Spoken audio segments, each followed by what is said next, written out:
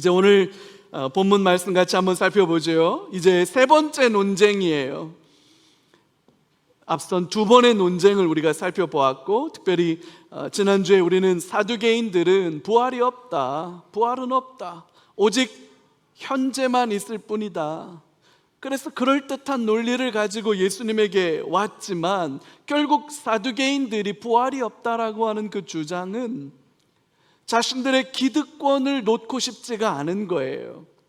누릴 수 있는 것 다 누리고 즐기고 싶은 것 다 즐기고 싶은 얄팍한 자기 합리화에 지나지 않는다는 게 드러났죠. 여러분, 이 땅의 삶이 전부가 아닌 줄로 믿으시기 바랍니다. 우리는 부활의 날, 영광스러운 부활을 경험하게 될 줄로 믿으시기 바랍니다. 그날 우리가 부활하게 되면 우리가 이 땅을 어떻게 살았는지에 따라서 책임져야 할 일들은 반드시 책임지게 될 것입니다. 뿐만 아니라 칭찬받아야 될 일들이 있다면 우리 주님은 반드시 그 일에 상 주실 줄로 믿습니다. 여러분, 우리가 이 믿음의 소망을 붙들고 사는 게 우리의 신앙이에요. 사두개인들이 당했다는 소식을 바리새인들이 들었어요. 그리고 모였습니다. 사두개인들이 아야소리도 못하고 당했다는 소리를 들으니까 얼마나 꼬소름했겠어요. 참기름이 필요 없어요. 너무 마음에 평안과 기쁨이 있어가지고 다시 모여가지고 예수님에게 또 다시 한번 질문을 합니다. 그게 오늘 본문 35절, 36절이에요. 이렇게 질문을 합니다. 그 중에 한 율법사가 예수를 시험하여 묻되, 선생님, 율법 중에서 어느 계명이 크니까? 바리새인들이 모였을 때 한 율법사가 예수님에게 한 질문이에요. 율법사 혹은 서기관, 이건 같은 사람을 가리키는 말이에요. 율법사라는 말과 서기관이라는 말은 같은 사람들을 가리킨다. 이들은 바리새인 중에 바리새인들입니다. 율법에 대한 학문적 전문성으로 얼마나 탁월하고 엄격한 사람들인지 몰라요. 뿐만 아니라 삶에서도 거룩과 경건을 몸소 실천하던 사람들로 당시 사람들에게는 엄청난 존경과 사랑을 받던 사람들이에요. 말 그대로 사람들의 스승입니다. 선생님이죠. 엄청난 존경과 사랑을 받던 그런 사람들이에요. 그런 사람들이 찾아와서 율법의 가장 중요한 명령이 무엇입니까? 어떤 겁니까? 라고 예수님께 물었어요. 여러분, 이런 질문은 몰라서 하는 질문이 아닙니다. 시험해 보려는 질문이지요. 여전히 예수님을 말의 함정에 빠뜨리기 위해서 악한 의도를 가지고 물어본 질문이에요. 유대 랍비들은 구약 성경에 있는 율법 규정이 613개라고 보았습니다. 구약의 율법을 하나하나 다 뜯어서 세웠는데요, 그게 다 613개라는 거예요. 그 613개의 율법 규정 중에 365개, 1년 365일이지요 365개는 부정명령입니다. 하지 마라, 살인하지 마라, 간음하지 마라, 도둑질하지 마라, 그럼 부정명령이 365개가 있고, 그럼 613개에서 365를 빼면 248개인데 248개는 긍정명령으로 하라는 명령입니다. 이 248개가 유대인들은 뭐라고 봤냐면요, 사람 몸에 중요한 뼈 마디가 248개라고 보았어요. 그래서 사람 몸의 248개 개수만큼은 하라는 명령이고 365개는 하지 말라는 부정명령이다, 이렇게 본 거예요. 613개의 명령 중에, 율법 규정 중에 어떤 게 제일 중요한 것으로 보느냐에 따라서 유대인들, 율법 선생님들 계파가 갈라졌습니다.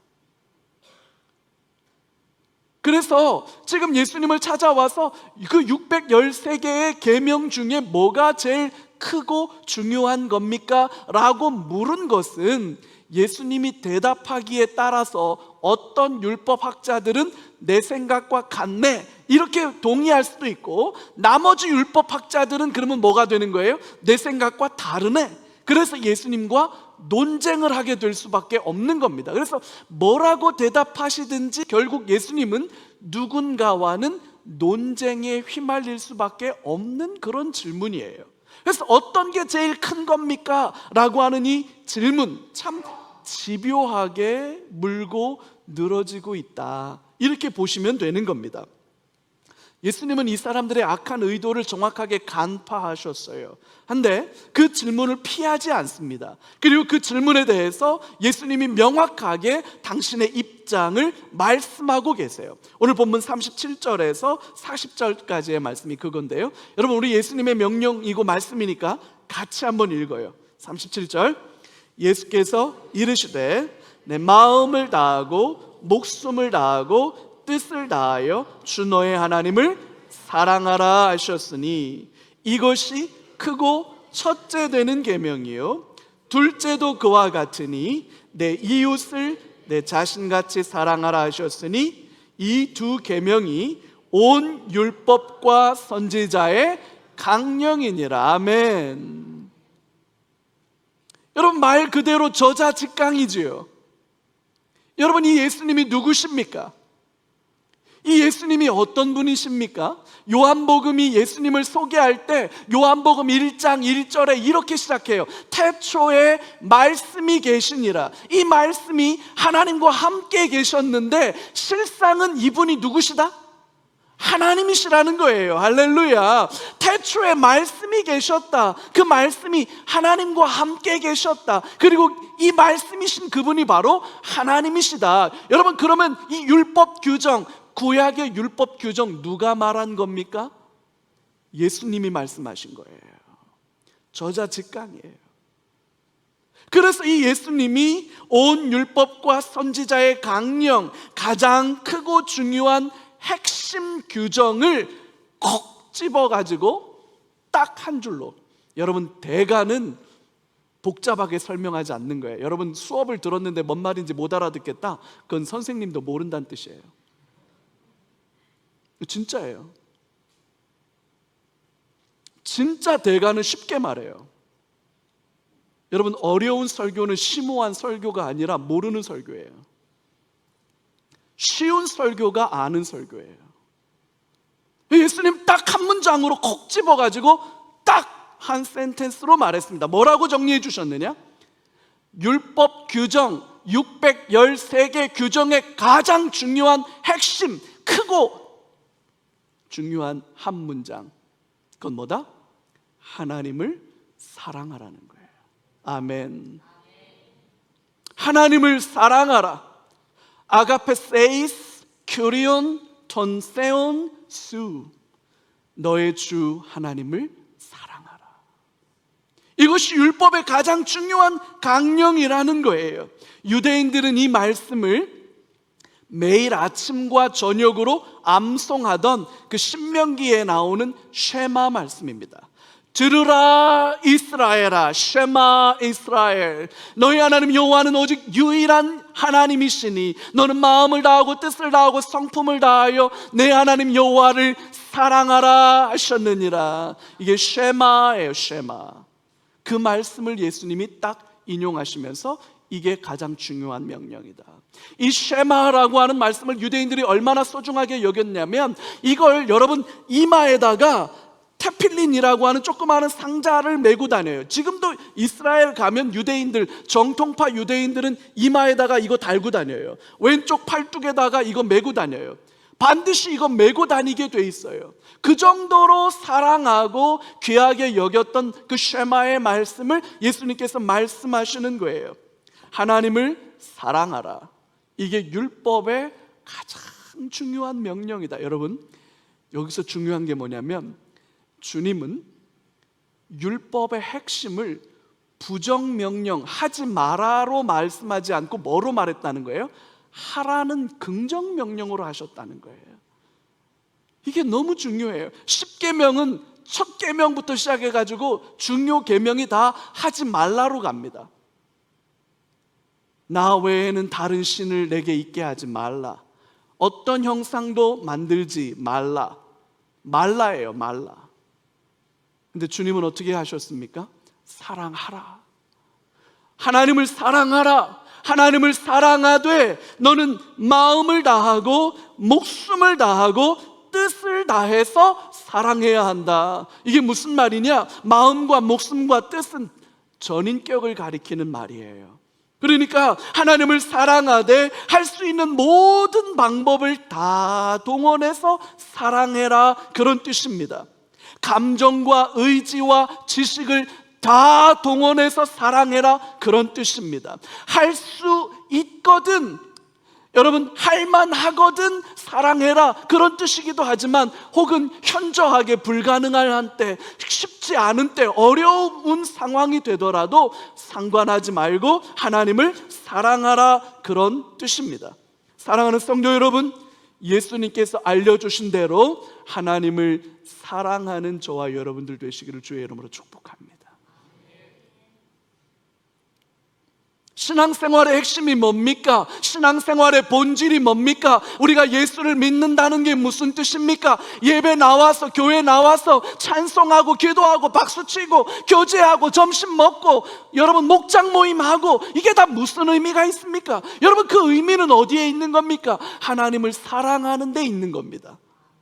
하나님을 마음을 다하고 목숨을 다하고 뜻을 다해서 사랑하는 것, 여러분 그게 바로 신앙입니다. 여러분 신앙은 매우 단순한 겁니다. 하나님을 사랑하는 겁니다. 하나님을 기뻐하는 겁니다. 즐거워하는 겁니다. 여러분 그게 신앙입니다. 여러분 이 믿음이 저와 여러분들 안에 있기를 주의 이름으로 축복해요. 근데 여러분 이 말씀을 한 번만 더 묵상해 보지요. 하나님을 사랑하라, 마음을 다해서 목숨을 다해서 뜻을 다해서 하나님을 사랑하라, 이 말씀을 뒤집으면 이런 말씀이 되는 거예요. 하나님께서 저와 여러분들을 그렇게 사랑하신다는 뜻입니다. 하나님께서 당신의 마음을 다해서 저와 여러분들을 사랑하신다는 뜻이에요. 하나님께서 당신의 목숨을 다해서 저와 여러분들을 사랑하신다는 말이에요. 하나님이 당신의 뜻을 다해서 저와 여러분들을 사랑하신다는 거지요. 여러분 그게 바로 골고다 언덕에 있던 십자가 아닙니까? 그 십자가가 하나님의 사랑이지요. 우리가 아직 죄인 되었을 때에, 우리가 아직 하나님을 사랑하지 못하던 그때에 하나님께서 저와 여러분들을 위해 십자가에 달려 죽으심으로 저와 여러분들을 향한 하나님의 사랑을 확정하신 줄로 믿습니다. 우리가 먼저 하나님을 사랑한 것이 아니라 하나님이 먼저 우리를 사랑하신 거예요. 하나님의 이 사랑이 있기 때문에 비로소 우리가 하나님을 사랑할 수 있게 되는 겁니다. 그래서 여러분 하나님을 사랑하라, 아가페 세이스톤 세온, 너의 하나님을 사랑하라, 이 명령은 우리가 먼저 하나님을 사랑한다는 뜻이 아니에요. 여러분 오해하지 마세요. 우리는 아직 죄인 되어 있을 때에, 하나님의 사랑을 알지도 못했을 때에 그리스도께서 약속대로 십자가에 달려 죽으심으로 저와 여러분들을 향한 하나님의 사랑을 확증하셨어요. 당신의 마음을 다해서 사랑하셨고, 당신의 생명을 다해 사랑하셨고, 당신의 의지와 뜻을 다해서 사랑하신 거예요. 우리는 그 사랑을 입었기 때문에 비로소 하나님을 사랑할 수 있게 되는 거예요. 자, 그러면 이렇게 생각해 보면 맞아요. 여러분, 무엇을 사랑하고 있습니까? 여러분, 누구를 사랑하고 있습니까? 오늘을 살아가는 저와 여러분들의 마음 안에 여러분 사랑하고 있는 것들이 무엇입니까? 무엇을 사랑하고 누구를 사랑하고 있는 겁니까? 여러분 그 사랑이 하나님을 향해 있습니까? 그 사랑이 여러분 하나님을 향하여 집중되어 있습니까? 우리는 많은 경우에 하나님을 사랑하거나 하나님을 사랑하는 쪽으로 집중되어 있기보다는 이 세상의 것들을 사랑하지요. 직장을 사랑하고 성취를 사랑하고 성공을 사랑하고 행복을 사랑하고 만족을 사랑하고 이 땅의 어떤 것들을 사랑하지요. 하나님을 사랑하지는 않아요.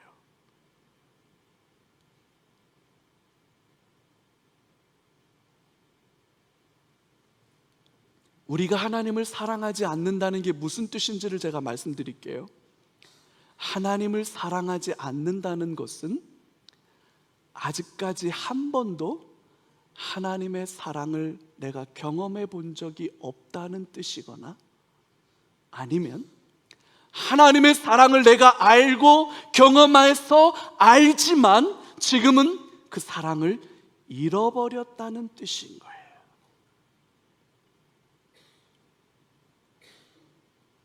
하나님의 사랑을 아직 경험해보지 않았다는 말은 하나님을 인격적으로 만나지 못했다, 예수님을 온전히 믿지 못한다, 중생하고 거듭나고 회심한 역사가 일어나지 않았다는 뜻이기도 하고요. 그 중생과 거듭남과 회심의 역사는 경험했으나 나는 지금 그 사랑을 잃어버렸다는 뜻이기도 한 거예요. 주 안에 사랑하는 성도 여러분, 하나님을 사랑할 수 있도록 하나님의 사랑을 경험하게 하여 주옵소서. 이게 이 여름 저와 여러분들의 기도 제목 되기를 축복합니다. 여러분이 잃어버리고 그 사랑을 잃어버리고 엉뚱한 곳에 가서 숭늉 찾고 있다면 하나님이 여름에 내 안에 잃어버린 하나님의 사랑이 다시 회복되게 하여 주옵소서. 이게 이 여름에 저와 여러분들의 기도 제목 되기를 주의 이름으로 축복해요. 여러분, 그게 신앙이에요. 그게 믿음의 본질이에요. 하나님을 사랑하지 않고 하나님의 사랑에 충만하지 않고 그 하나님을 기뻐하지 않고 나머지는 다 껍데기예요. 그건 종교 생활일 뿐이에요. 그렇지 않기를 주의 이름으로 축복해요. 하나님의 사랑이 먼저 나에게 임하고 그 사랑이 나를 사로잡고 나서야 비로소 내가 하나님을 사랑하게 되는 거예요. 하나님의 사랑이 임하게 하여 주옵소서. 하나님을 사랑한다는 게 정확하게 뭘까요? 하나님을 사랑한다는 게 뭘 어떻게 한다는 걸까요? 우리 눈에 보이지도 않고 손으로 만져지지도 않는 영이신 하나님을 마음을 다하고 목숨을 다하고 뜻을 다해서 사랑한다는 것은 정확하게 뭘 어떻게 해야 한다는 뜻일까요? 하나님을 사랑한다는 건 눈으로 볼 수 있고 손으로 만질 수 있는 이웃, 그 이웃을 사랑한다는 겁니다. 그래서 하나님을 사랑하는 것은 이웃을 사랑하는 것으로 나타나야만 해요. 성도는 자기 자신을 위해서 살지 않습니다. 교회는 교회 자신을 위해서 존재하는 것이 아닙니다. 성도와 교회는 세상을 위해 존재합니다. 이웃을 위해 존재하는 겁니다. 이걸 선교적 공동체라고 하는 거예요. 그게 성경에 나와 있습니까? 당연하죠. 여러분, 우리가 너무나 잘 알고 있는 요한복음 3장 16절, 우리가 너무나도 잘 알고 있는 말씀이지요. 하나님이 세상을 이처럼 사랑하사 독생자를 주셨으니 이는 그를 믿는 자마다 멸망치 않고 영생을 얻게 하려 하심이라. 할렐루야. 여러분, 너무나도 유명한 말씀이잖아요. 이거는 뭐 웬만한 스님들도 다 암송하고 있을 법한 말씀이에요. 여러분, 이 말씀 모르는 사람이 어디 있겠어요? 하나님이 세상을 이처럼 사랑하사 독생자를 주셨으니 이는 그를 믿는 자마다 멸망치 않고 영생을 얻게 하려 하심이라. 하나님이 세상을 사랑하셨다고 말씀하십니다. 얼마나 사랑하셨는지 하나밖에 없는 아들을 내어주셨다고 그래요. 왜 그 하나밖에 없는 아들을 내어주셨습니까? 목적이 뭡니까? 이는 저를 믿는 자마다 멸망하지 않고 어떻게 하기 위해서? 영생을 얻게 하기 위해서. 여러분, 이게 바로 이웃 사랑을 말하는 거예요. 이게 바로 하나님 사랑이에요. 여러분, 이 사랑은, 이웃을 사랑한다는 말이 교회가 자선사업단체가 된다는 뜻은 아니에요. 교회를 복지관으로 만들어야 된다는 뜻도 아닙니다. 교회가 학원이란 뜻이 아니에요. 여러분, 오늘날 많은 사람들이 교회를 마치 교회가 무슨 NGO 단체라도 된 것처럼 교회를 통해서 NGO처럼 하려고 하는 사람들이 있어요. 교회가 복지관이 되려고 하는 사람들이 있어요. 교회를 학원으로 만들려고 하는 사람들이 있어요. 여러분, 그렇지 않아요. 교회의 본질이 거기에 있지 않아요. 교회의 본질은 모든 자들이 예수를 믿고 예수를 사랑하고 그 복음 안에서 멸망하지 않고 영생을 얻게 하려 하심이라, 거기에 교회의 본질이 있는 거예요. 여러분, 교회는 NGO 단체가 아니에요. 교회는 생명을 나누는 곳이에요. 교회는 복음을 나누는 곳이에요. 교회는 살아계신 하나님을 나누는 곳이에요. 그게 교회의 본질이에요. 그게 하나님을 향한 사랑의 본질이고, 이 하나님을 향한 사랑은 이웃 사랑으로 나타나야 하는 거고요. 그게 바로 율법의 핵심이고, 저와 여러분들의 삶의 가장 중요한 우선순위가 되어야 할 일인 줄로 믿습니다. 말이 아니라 삶이어야 합니다. 기쁘게 순종하며 걸어가야 할 천국길이라고 확신합니다. 저와 여러분 안에 이 은혜가, 이 은총이 임하기를 축복해요. 이제 예수님께서 바리새인들에게 역으로 질문을 하십니다. 42절이에요. 여러분, 42절 같이 한번 읽어볼까요? 너희는 그리스도에 대하여 어떻게 생각하느냐? 누구의 자손이냐? 대답하되 다윗의 자손이니이다. 그리스도가 다윗의 자손이라는 건 너무나도 잘 알려진 굉장히 상식적인 일이에요, 유대인들에게. 그래서 여러분, 마태복음 1장 1절이 어떻게 시작했습니까? 아브라함과 다윗의 자손 예수 그리스도의 계보라. 아브라함 1장 1절도 이렇게 시작했잖아요. 여러분, 이게 얼마나 상식이냐면, 여러분, 독도가 누구네 땅입니까?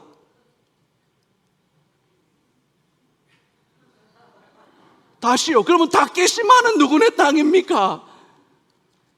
여러분, 아이고야, 이거 뭐 지금 잠깐 에어컨 바람 때문에 지금 정신이 혼미해졌던 거죠, 그죠? 여러분, 독도는 누구네 땅입니까? 우리 땅이지요. 그러면 대마도는 누구 땅입니까? 그것도 가져오시려고요? 뭐 대마도를 가지고 뭐 욕심 부리지 말자고요. 그거는 일본 주고, 대신 독도 가지고는 욕심내지 마라. 여러분, 이게 우리 상식 아니겠습니까? 그죠? 독도는 우리 땅입니다. 이렇게 우리에게는 이게 너무나도 명백한 상식인 것처럼, 그리스도가 누구의 자손이냐라고 하는 이 말은 유대인들에게 너무나도 상식적인 말이에요. 그래서 그게 누구의 자손이라고 대답하는 게 맞습니까? 다윗의 자손입니다. 이건 뭐 너무나도 일반적인 상식이에요. 이 잘 알려진 일을 굳이 왜 예수님께서 물어보신 걸까? 의도가 있는 거죠. 자, 그러면 다윗의 자손이라고 유대인 바리새인들은 대답했단 말이죠. 그렇게 말하자마자 예수님이 시편 110편 1절을 인용하시면서 다윗이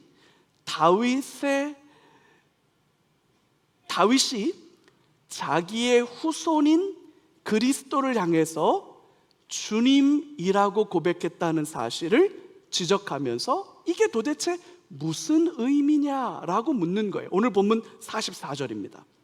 여러분, 44절을 같이 한번 읽어요. 시작. 주께서 내 주께 이르시되 내가 내 원수를 내 발 아래에 둘 때까지 내 우편에 앉아 있으라 하셨도다. 여러분, 여기 처음에 나오는 주께서, 이 주는 누구냐면 아버지 하나님을 가리켜요. 지금 다윗이 시편을 쓰고 있는 건데, 주께서, 아버지 하나님께서 뒤에 나오는 내 주께, 이 뒤에 나오는 내 주께는 누구를 가리키는 겁니까? 이게 바로 그리스도를 가리키는 거란 말이죠. 자, 그러면 이런 거예요. 봐요. 아버지 하나님께서 내 주님께, 근데 이 내 주는 누구냐면 다윗 입장에서는 누굽니까? 증손주도 넘고 고손주도 넘어서 까마득한 후손이에요. 그러니까 다윗 입장에서는 할아버지잖아요. 할아버지 다윗 입장에서는 까마득한 후손을 향해서 뭐라고 부르는 거예요? 내 주라고, 내 주님이라고 부르는 거예요. 아도나이, 큐리오스, 도미너스, 이렇게 부르는 거예요. 여러분, 어떻게 할아버지가 손주에게 아도나이, 큐리오스 이렇게 부를 수 있냐는 거예요. 여러분, 이게 말이 됩니까? 이렇게 되면 족보가 물구나무 서기를 한 거죠. 어떻게 할아버지가 까마득한 후손을 보고 나의 주라고 고백할 수 있냐는 거예요. 이건 여러분 말이 안 되는 거잖아요. 상식적이지 않은 일이라는 거잖아요. 거기에 핵심이 있어요.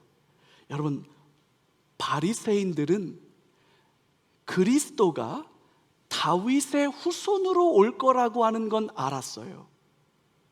근데 다윗이 자기의 후손으로 오게 될 그 그리스도를 아도나이, 큐리오스, 마이 롤드 이렇게 부르고 있다는 사실은 관찰하지 못했어요. 왜요? 할아버지가 손주에게 나의 주라고 부른다는 건 상식으로는 설명할 수 없는 일이잖아요.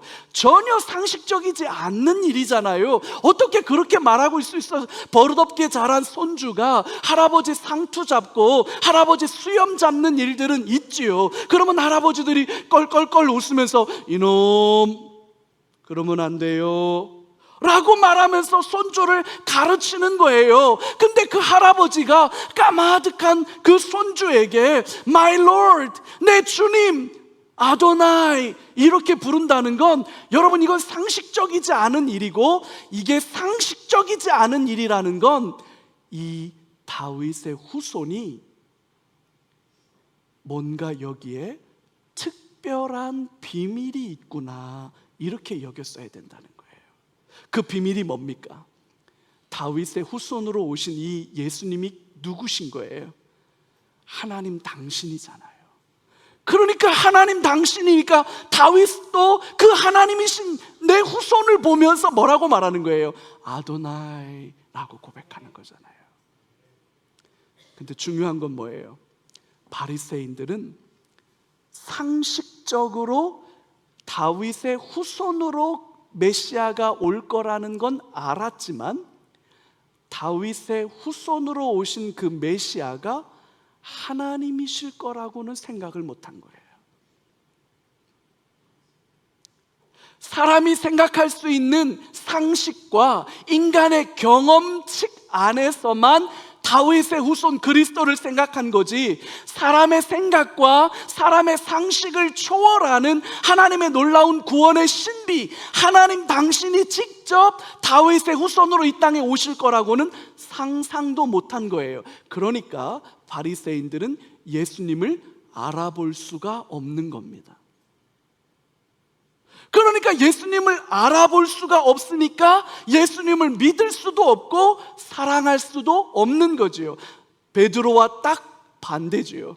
베드로가 뭐라고 고백했습니까? 주는 그리스도시요 살아계신 하나님의 아들이십니다. 할렐루야.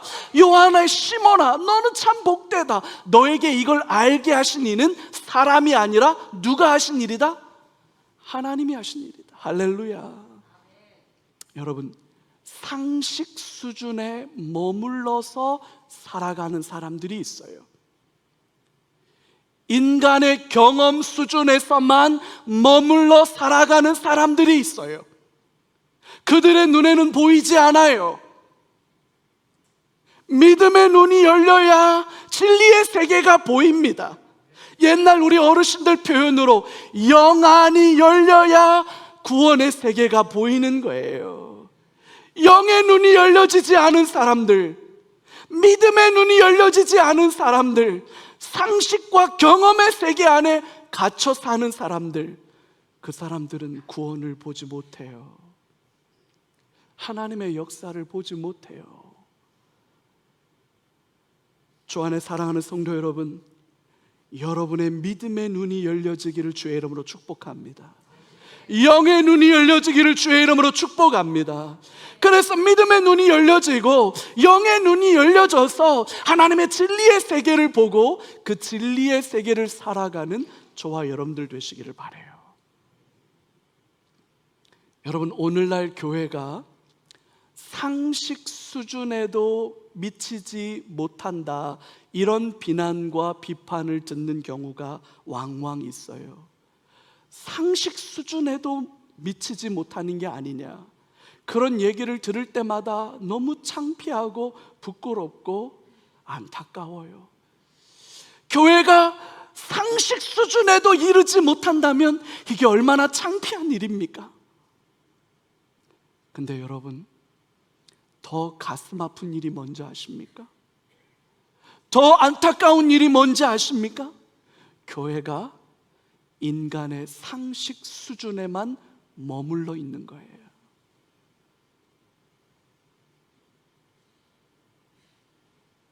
성령의 역사와 성령의 능력을 경험해 본 적이 없습니다. 그래서 몰라요. 경건의 모양은 있으나 경건의 능력을 상실한 교회가 있습니다. 그래서 하나님의 능력을 알지 못해요.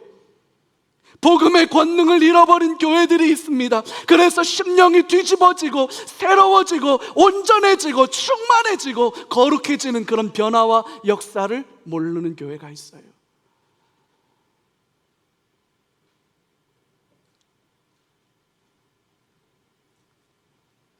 우리는 성령의 역사와 성령의 능력을 경험하고 아는 교회가 되기를 바랍니다. 경건의 모양뿐만 아니라 경건의 능력을 아는 교회가 되기를 기도합니다. 복음의 능력, 사람을 바꾸어 놓고 새로워지게 하고 온전해지게 하고 충만해지게 하는 그 복음의 능력을 경험하는 우리 교회가 되기를 바라요. 상식선에서 교회를 생각하지 마요. 교회는 하나님의 신비 안에 있는 거예요.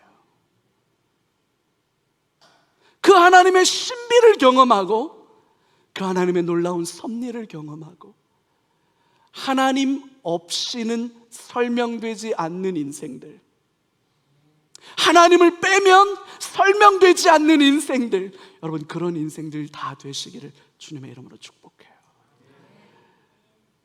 그래서 그 하나님을 사랑하는 저와 여러분들이 되시기를 바랍니다.